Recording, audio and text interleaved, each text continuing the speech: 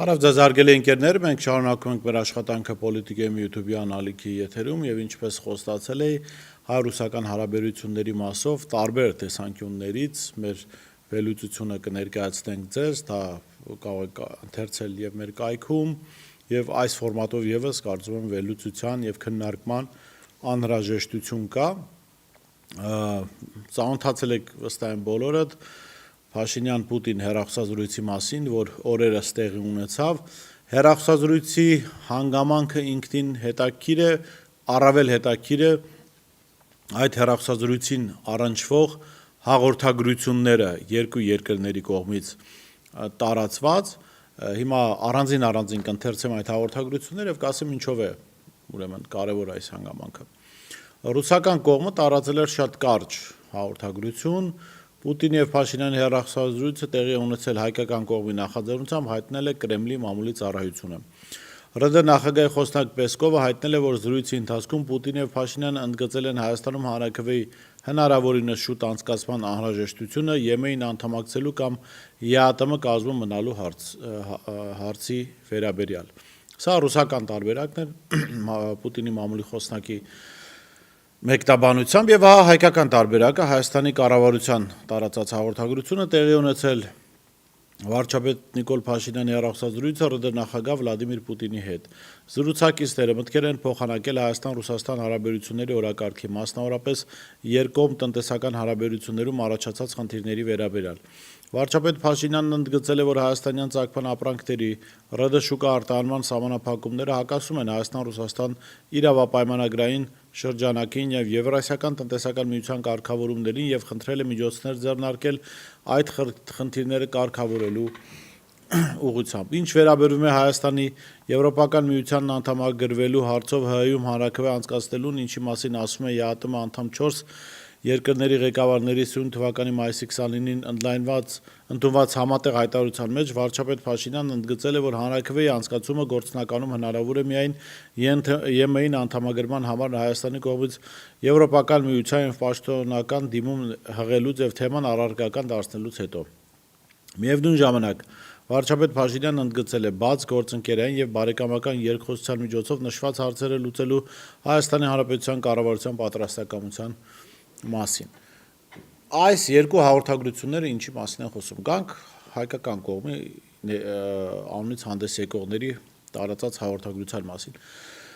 Այստեղ Փաշինյանի կառավարությունը գլխավոր խնդիրը համարում է տնտեսականը, սահմանափակումները, հայկական ապրանքների ռուսական շուկա մտնելու հնարավորություն չունենալու մասին։ Հետագայում մանրամասն կբացատրեմ, թե ինչ թվեր են անհանգստացնում Փաշինյանին, եւ նոր վերջում արդեն գալիս են այդ հանրաքվեի գաղափարին, որ Ռուսաստանի նախագահ Վլադիմիր Պուտինն է հնչեցրել։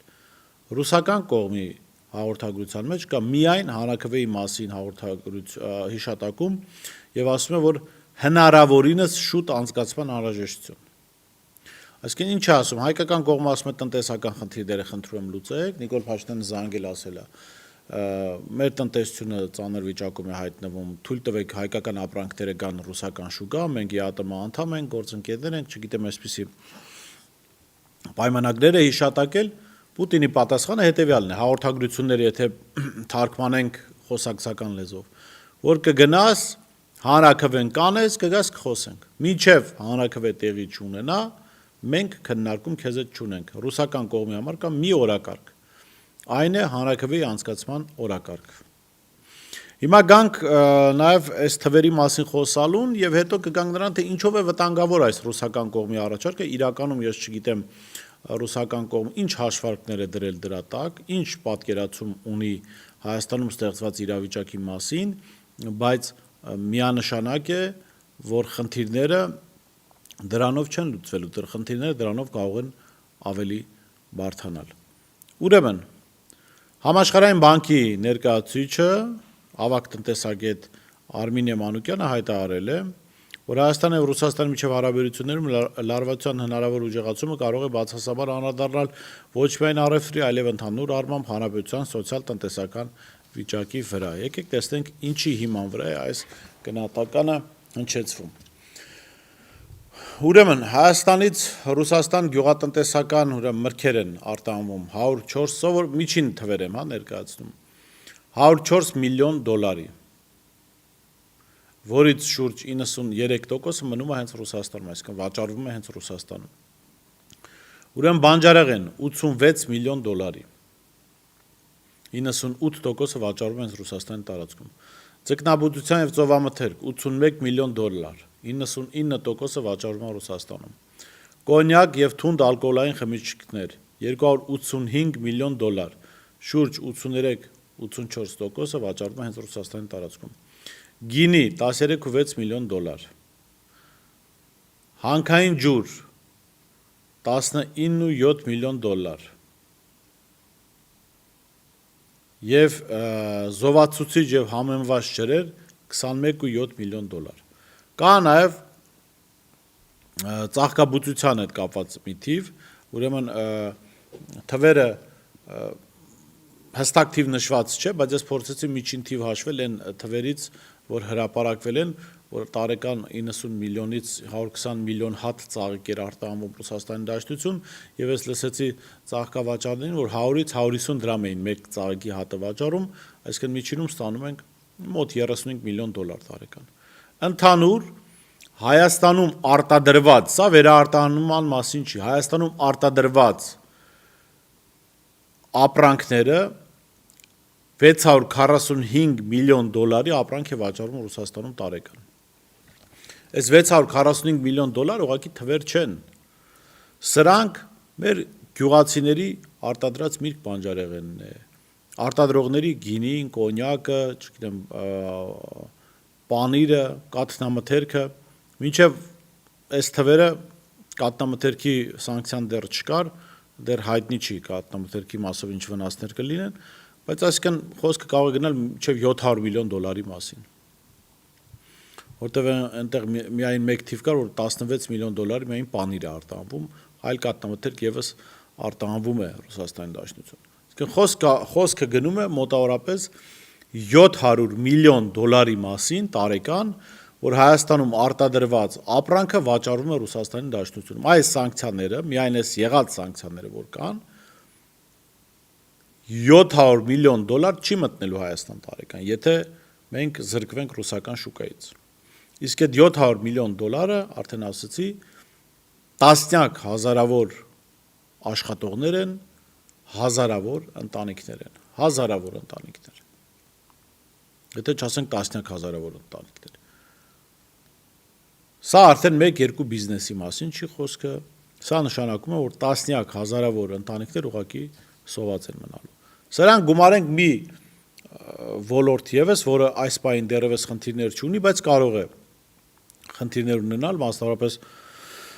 փոխանցումների մասով, ուրեմն միջինում տարեկան 1 միլիարդ դոլար է գալիս Հայաստան մասնավոր փոխանցումների միջոցով, այսինքն դրանք մեծամասնությունը 90%-ը դրանք այն մարդկանց գումարներն են, որոնք գնացել են Ռուսաստան աշխատելու եւ այստեղ իրենց ընտանիքներին փող են ուղարկում։ Այսինքն Հայաստանի տնտեսություն մտնող եւ Հայաստանում ծախսվող 1.7 միլիարդ դոլարից մենք կարող ենք շատ արագ զրկվել, շատ արագ։ Արդեն 700 միլիոն դոլարի զրկվելու պատկերը կա։ Եվ այս ֆոնին ինչ է անում Փաշինյանը, Առավոտյան մամուլի տեսության ժամանակ էլ խոսեցինք, հոխորտում է, խոսում է ԵԱՏՄ-ն քանդելու մասին ըստ էության։ ԵԱՏՄ-ն ինքը չի կարողանալու քանդել, բայց այ Հայաստանի տնտեսությունը կքանդի իր այդ գործողություններով։ Հիմա գանք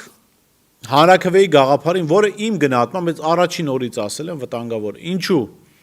Որովհետև գոնե Ռուսաստանի նախագահը եւ ցանկացած երկրի նախագահ կարծում գիտի,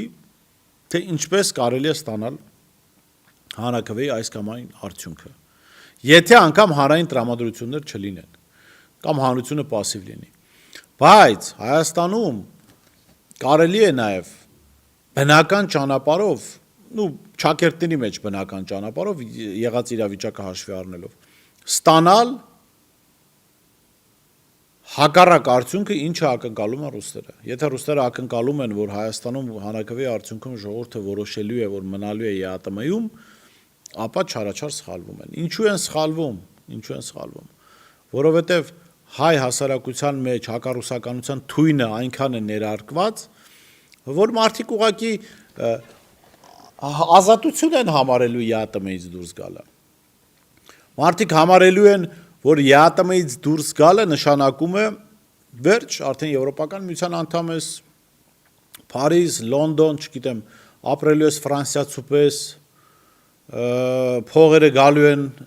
անխնա, եւ դու ծախսելու ես ուղղակի ոչինչ չանելով, ինչպես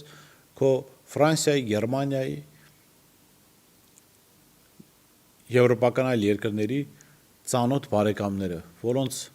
նայում ես համացանցով կամ խոսում ես եւ իրենց կյանքը քեզ համար հրաշալի է թվում։ Շատերը կարծում են, որ իրենց կյանքը այդպիսին է դառնալու, եթե մենք ԵԱՏՄ-ից դուրս գանք։ Համաշխարհային բանկը ուրիշ բան է ասում, բայց դե համաշխարհային բանկը քարոզչական դաշտում այդպիսի ազդեցություն չունի հայ հասարակության վրա, կամ չի ուզում ունենալ։ Եվ այս հակառուսականության ֆոնին կարելի է շատ հանգիստ ստանալ այն պատկերը, որին չեն սպասում Ռուսաստանում։ Ամենայն հավանականությամբ չեն սպասում, գուցե սպասում են նաև։ Եվ ինչու է Փաշինյանը խուսափում մեր գնահատմամբ այդ հանրաքվեի անցկացումից, որովհետև Փաշինյանը լավ գիտի ինչպիսի հասարակություն է ձևավորել հակառուսական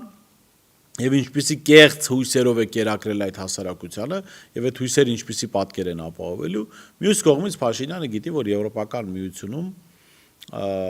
պատրաստ չեն Հայաստանին ընդունել։ Դա իշխանությունից լավ որևէ մեկը չգիտի։ Որևէ մեկը իշխանությունից լավ դրա մասին չգիտի։ Բայց կա ավելի դաժան սցենար, որ մենք ենք պատկերացնում, որ կարող է լինել, որ ըստ էության ստեղծված իրավիճակում,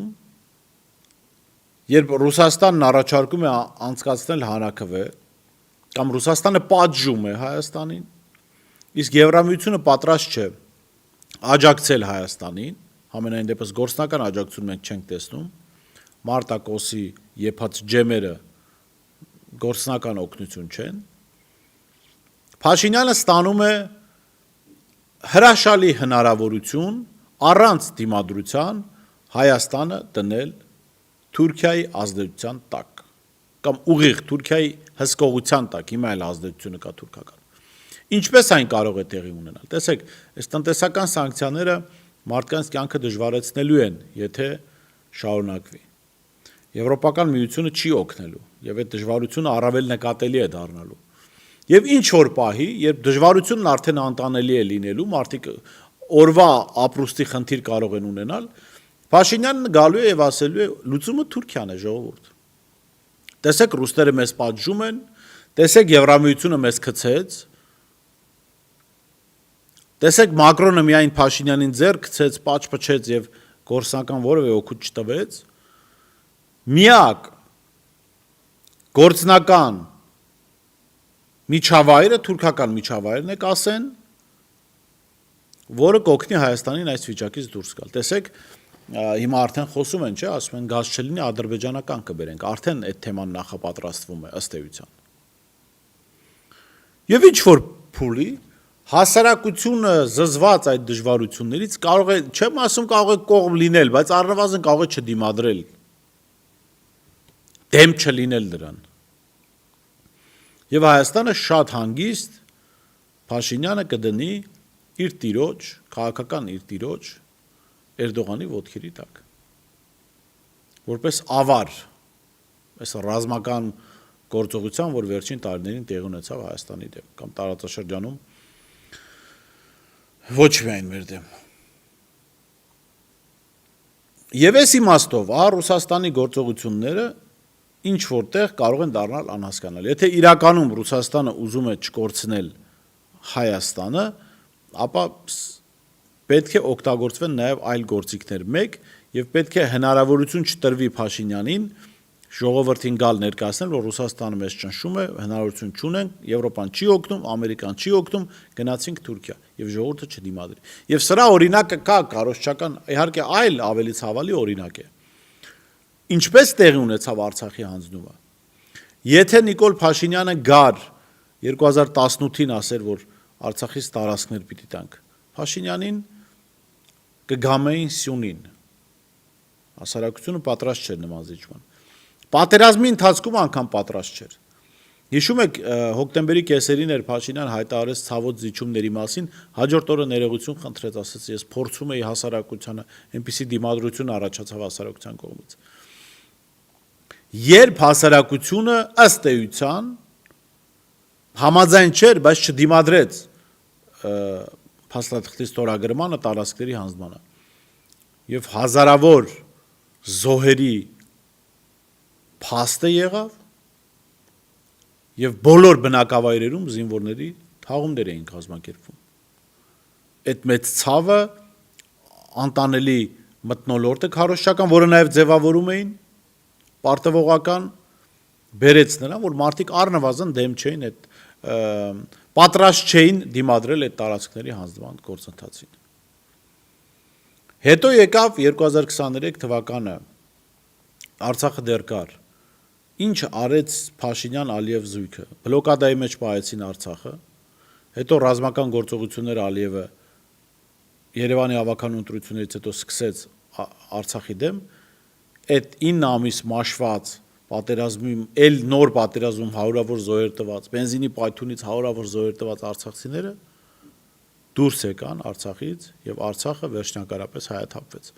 Իսկ Հայաստանում տարբեր պատերազմներից կորուստներ կրած ու վախի մեջ ապրող հասարակությունը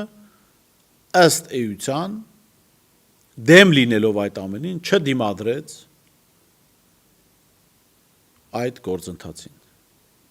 Եվ վերջում Փաշինյանը եկավ ասեց, որ հազարավոր զոհեր չլինեին, ինձ կասեին դավաճան, ասեց էլի կարող ենք այս ամեն ինչը անել, բայց ինձ կասեին դավաճան, այսինքն իր հետ վատ կվարվեին։ Որպեսզի իր հետ վատ չվարվեին, ինքը ժողովրդին դրեց վատ դրության մեջ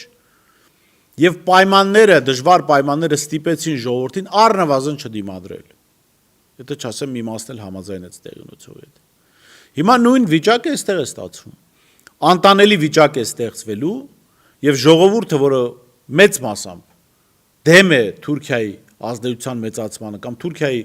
ազդեցության տակ հայտնվելուն, առնվազն չի դիմադրելու դրան, որովհետեւ ապրելու պայմանները դժվար են լինելու։ Ռուսաստանը ճնշում է, Եվրամիությունը չի օգնում, Միացյալ Նահանգները չի օգնում, միակ օգնության ձեռք մեկնողը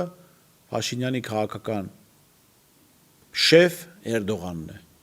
Ընդունեք այդ օգնությունը, սա է ասելու Նիկոլ Փաշինյանը ի վերջո։ Եվ այսպես իր թեթևամտորեն վերաբերվելը տնտեսական այս սանկցիաներին ռուսների հետ պայմանավորվածության չգնալը, դրա մասին է նաև խոսում ըստ էության, որ ինքն էլ է ուզում, որ այդ ճանապարհով գնա Հայաստանը, որը հայտնվում են դժվարությունների մեջ, ասի տեսեք ռուսներն էին ճնշում, տեսեք Եվրոպան չօգնեց, գնում ենք Թուրքիա։ Սա են ասելու վերջում, սա լինելու է Փաշինյանի խոսքը։ Սրանում ես գրեթե համոզված եմ, այլ արդեն գրեթե կասկած չունեմ։ Այնպես որ սիրելի ժողովուրդ, իմացեք, այսպիսի սցենար կարող է լինել եւ իմացեք, որ այսպիսի սցենարի ամենայն հավանականությամբ պատրաստում են մեզ, ձեզ բոլորիս այս իշխանությունները։ Եվ եթե Ռուսաստանը չի ուզում, որ Հայաստանը պոկվի իրենից ու հայտնվի Թուրքիայի ազդեցության տակ, ապա ինչպես իմ հարցազրույցներից մեկում էի ասել, ոսկերչական ճշգրտությամբ պիտի մոտենա այս գործողություններին, որտեղ այդ պատասխան գործողությունները պիտի լինեն, չի կարող չլինել Փաշինյանի վարած քաղաքականությանը պատասխան գործողություն, բայց դա պիտի ոսկերչական ճշգրտությամբ, որ ժողովուրդը չվնասվի կամ այնպիսի վնասներ չկրի, որ համաձայն լինի հայտնվելու Թուրքիայի ազդեցության տակ։ Որ ավելի շատ քաղաքական գործիչները այսպես իրենց վրա դժվարություններ կրեն, թե ինչպես դա կարող անել Ռուսաստանը, դա իրենք գիտեն, ինձ արդեն այդտեղ հետաքրքրություն չկա, ես ոչ իրենց կարող եմ խորհուրդ տալ, ոչ ճանապարհ ցույց տալ, բայց ակնհայտ է, որ այս շատ կոշտ մեթոդներով առաջ գնալը կարող է վատ ավարտ ունենալ բոլորիս համար, իրենց համար, մեզ համար, տարածաշրջանի համար եւ երջանիկ կլինեն միայն երկու հոգի՝ Էրդողանը եւ իր վասալ Նիկոլ Փաշինյանը։ Լավ մնացեք, կհանդիպենք։